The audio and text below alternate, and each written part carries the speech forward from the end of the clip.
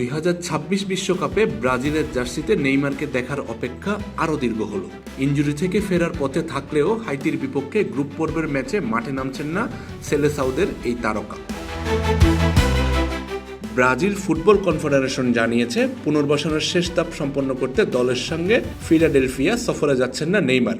তিনি নিউ জার্সিতেই থেকে যাবেন এবং সেখানকার প্রশিক্ষণ সুবিধা ব্যবহার করে নিজের ফিটনেস ফিরে পাওয়ার কাজ চালিয়ে যাবেন।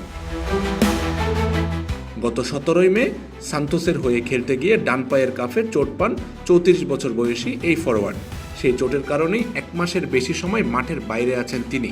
তবে বুধবার বিশ্বকাপ চলাকালে প্রথমবারের মতো সতীর্থদের সঙ্গে অনুশীলনে দেখা যায় তাকে। কিছুক্ষণ দলের সঙ্গে কাজ করার পর আবার ব্যক্তিগত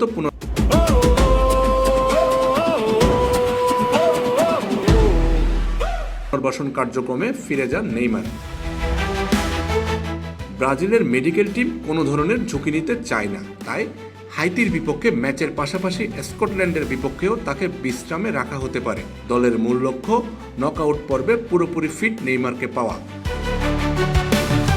2023 সালের অক্টোবরে উরুগুয়ের বিপক্ষে বিশ্বকাপ বাছাই পর্বের ম্যাচে হাঁটুর গুরুতর চোট পাওয়ার পর থেকে ব্রাজিলের জার্সিতে আর খেলা হয়নি নেইমারের।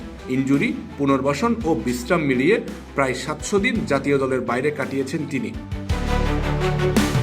বিশ্বকাপের আগে নেইমারকে দলে নেওয়া নিয়ে প্রশ্ন উঠলেও কার্লো আনচেলত্তি তার অভিজ্ঞতা ও নেতৃত্বের উপর আস্থা রেখেছেন। মরক্কোর বিপক্ষে 1-1 গোলে ড্র করে বিশ্বকাপ শুরু করা ব্রাজিল এখন হাইতির বিপক্ষে গুরুত্বপূর্ণ ম্যাচের অপেক্ষায়। তবে সমর্থকদের নজর থাকবে মাঠের বাইরেও।